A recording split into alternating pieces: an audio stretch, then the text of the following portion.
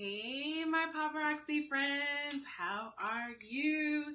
It's your girl Kalia here for this week's live episode. I have a lot going in. We are in my kitchen, and I'm actually going to be pairing for you an excellent eggplant dish. It is so good. When I tell you, if you're not a fan of eggplant, you will be after this live episode. So before we get started, I actually wanted to encourage you. I have a little icon up there, but I want you to, here, this side. I want you to take a moment, if you haven't already, and download this week's wellness guide. It is packed with lots of information. I mean, this guide has everything, and I'm really excited. I make them every week, really, because for a while, if you've been following me for a moment, or even if you haven't, if you go back on a lot of the posts I used to have, I would have like morning devotionals every single morning because I really wanted people not to just like enrich your body with fitness, but also go for that spiritual wellness as well. And so I really created this guide because I was like, I still want to do the same thing, but my schedule is packed and I really wanted it to be something that was meaningful and beneficial. And I found for myself, at least, when I have like one scripture or one story or something from Sunday that I'm like meditating on, then I carry that throughout the whole week. And then God begins to reveal a lot of other areas that I need to work on within the context of that story or that scripture. And so this is what happened with this wellness guide. And I love it because this week's guide is around James 2:14, and it's all about turning inspiration into action. So I'm really pumped about that. Also, what you get for this week, you're going to get the morning moves, which you're going to see me in my living room just like jumping around. And I actually have a ball making them. And then you're also going to get the recipe for tonight. So we're going to dig right in because I'm not rolling sushi this week. I'm not, making overnight oats or anything. I'm actually going to be firing up my little cooktop here. So pray for me as I get this done. And if you can't stay for the whole thing, no worries. I leave it up. And you can also head over to my YouTube channel. And then also recently, I've started to vlog. That's how the people are saying it, vlog. So every Saturday, I get my camera out and I talk about what I do for like health, like baths and teas and working out and all that crazy behind the scenes stuff. Most of them I don't even have on a stitch of makeup. I'm just out here just roughing it. So let me know too where you're tuning in from. I'm using this software called Eggplant, which is awesome for overlays, but sometimes the comments I can't always see them, so bear with me. We are live and we are getting this going. So one of the first things that I'm going to do, and let me just slide this back so you can see it a little bit better. Yeah, there we go. Now it's all in the frame. So what I'm going to be doing is heating up some vegetable broth. That's what I have here. And we're just going to start it as a regular base of onions. How many of you all start your recipes with onions? It's amazing, right? I'm an onion junkie. I'm also a garlic junkie. Today alone, I probably had like 3 or 4 cloves. It's been Teacher Appreciation Week at my school, and so I had like a nice little lunch for my staff. And there were tons of garlic in that food, but it was really tasty. So you're going to put about 2 cloves of garlic right on in there. It's really starting to heat up. You get everything going. And the thing I love about vegetable stock is that it is a lot lighter than using oil. So you're going to get the same flavor profile, but a lot less fat. So while that is heating up, I'm going to just let that like kind of cook down and saute and do its thing. I want to talk to you a little bit about this week's devotional and turning inspiration into action. I actually sent a really funny newsletter out this morning about the fact that I actually was in a pageant once. I know that might not be shocking to some, but it is very shocking to me. And I had no pageant experience, friends. Like, I was just out there. I was like, I'm special. I'm going to make this happen. I likened it to the scene in Little Miss Sunshine when she finds out she's going to be in a pageant. And she gets super excited, but she's never done this before. And she shows up, and everybody has, like, their glam squad. I didn't have any of that. But I was talking about really this idea of like how inspired I was at the time and how much I really believed. I'm like, you know what? I'm going to do this. I'm going to make it. I'm going to be great because I am special and they will see this about me, with little to no action behind it. So I, of course, failed miserably because I'd never done anything like that before. But it was a really good lesson for me because I started to understand that I couldn't just continue to be in this almost a cycle of inspiration. Maybe you go through a hard time in life. For me, it might have been a breakup or something really traumatic. I lost a job or something. And I go through the hard time and you're feeling sad about it and then you get inspired about it. So you're reading content, you're going to conferences, you're attending church services, you're talking to friends, you're doing all of these things to make it better. And then you get inspired and you're at your peak and you're back and you've had the greatest comeback. But then the cycle repeats itself because there's no action behind you actually using that inspiration to affect change in the world or to take the next step on your dream. And so I want you to begin to realize those patterns in your life if you have them and see how you can use that inspiration to not only get you started, but to keep you consistent. Because once you get started, you want to stay consistent. Let me turn this down. All right, so right into the pan, I'm going to put a little mushroom. It smells so good, by the way. And I'm praying that the cam does not get foggy because this is going to be a lot going on. Hey, Nicole, how are you? So good to see you. I can actually see your comment, of course. This software can be a little tricky. So I have some Campari tomatoes. I don't know if I'm saying it right. Campari tomatoes.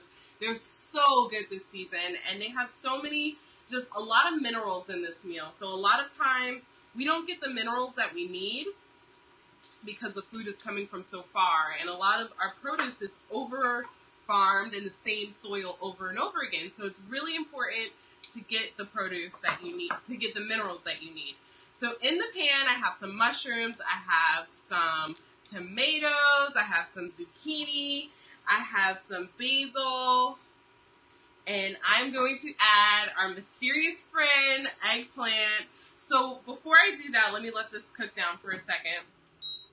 Before I do the eggplant, which I know so many people have a love-hate relationship with eggplant, it's like, I don't know, I kind of like it breaded and fried and laid to the side with a little mozzarella. This eggplant is delicious. Just simple, okay? So what I did was I literally just massaged this with some Celtic sea salt, and that's it before I started. Because this dish already has such strong salty flavors from the tomato. Naturally, tomatoes are salty. You don't need to do a lot to it. And so this is really, really, really easy. I just massaged it with some Celtic sea salt in preparation. Hey, Renee, how are you? Oh my God. So, friends, the camera is so far. I'm like trying to read the comments. Oh, I love you, Nicole. She's laughing. I'm sure I'm going to be laughing hysterically when I read your comment. But into the pan, the eggplant goes. So in this pan, let me just show you. You have your eggplant, you have your tomato, you have your mushroom. I added some basil, and you have your vegetable stock. And that's just really cooking up so nicely. And I'm going to add a little bit more and turn up the heat so we're not here all night long. And with most of my recipes, I like for them to be things that you can actually, improvise as you're making it. So while you're making it, if you say, hey, I want to add a little bit more garlic, or hey, I have these extra celery sticks laying around or extra carrot sticks, feel free to throw them on in. I made this recipe actually at this event I had in November called The Feast. And what I did with this, instead of sauteing it on a stovetop like this, I just literally sliced up everything really thin. I had a slice of basil, I had a slice of eggplant, a slice of tomato, a slice of mushroom. I laid it all out in like this really pretty ring. And then I put some tomato sauce on top of it, which we're going to do in a couple moments with this recipe. And I just baked it in the oven for about 30 minutes. And it was so delicious. I called it a ratatouille. This week I was kind of struggling which name I was going to give it. But it was so good. And so many people kept asking me for the recipe. So that's why I figured this week I would make this. So this is really cooking up now. And I have an Ion cooktop. So this cooktop was probably $45 at IKEA. And it is so good because it cooks your food a lot faster than it would if you were on a regular cooktop. So everything's really cooking up really nicely. And leave your questions. I'm going to answer them as soon as my hands are free. In the wellness guide, again, I have more of the precise measurements. And because it's just me and I don't want to be here eating all of this food, I'm making a smaller portion. But you can serve this over rice. You can serve it over noodles. You can serve it as a soup. So you can also add more tomato sauce into it, add more vegetable stock into it, and it's going to be a really, really delicious soup. So yeah, back to my little Miss Sunshine moment and turning that inspiration into action. I really felt like, again, that was a really defining moment for me. And so what I like to do and what I've created for you in this week's wellness guide is a step-by-step way that you can actually take your inspiration moments, those moments where you're like, oh my God, I want to do something, and turning that into action. Because I think that, a lot of times, again, we get into these cycles of, okay, I'm inspired and I'm healed now. Now what do I do? And we aren't able to keep it consistent. So I actually created a little worksheet. And I love a little worksheet, friends. Most of the time when I do my morning meditations and I do my journaling, they usually include worksheets. And a lot of times I have to make them myself because I don't always find what I want. So this week you have your own worksheet, which is amazing. And this is going to show you, like, the first box is an area that you're praying for a breakthrough for, your biggest challenge when it comes to that, your source of inspiration. And then what I love, the last box is one step that you can do right now. Just one step. It's not a whole litany of steps. It's just one step that you can do right now to turn that inspiration into action. And what I find is that when you take the first step, God honors the rest of your plan. God will honor that first step by making the next step clear and then the next step. But a lot of us miss it out because we're trying to make the whole plan be seen before we even take the first step. And that's what I found for years. Like I said, I've been to all these conferences and masterminds and doing all this stuff, and it's really, really great. But unless you're turning that into action, unless you're actually making good on a lot of that stuff, then you fall short. And so I think that it's really, really important to take action. So this is bubbling up. We got a lot of steam going on in here.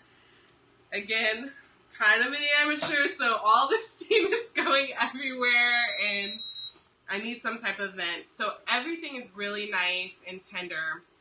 And because we salted the eggplant before we started, it actually cooks a lot faster.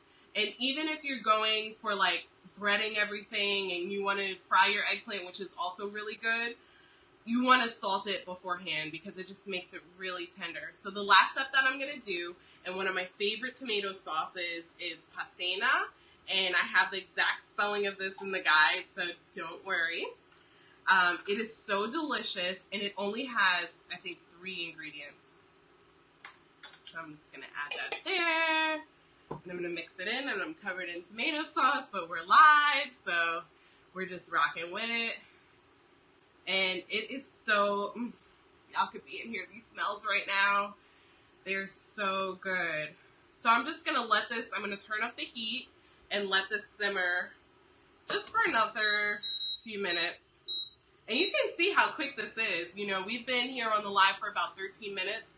This is pretty much almost ready to eat because everything is nicely chopped. And this week I actually did a dice cut on all my vegetables, so they're a little bit thicker. Normally I do a cheat. I have a food processor where I literally just slice it all down. They get nice little thin slices, and this can be ready in about 7 or 8 minutes.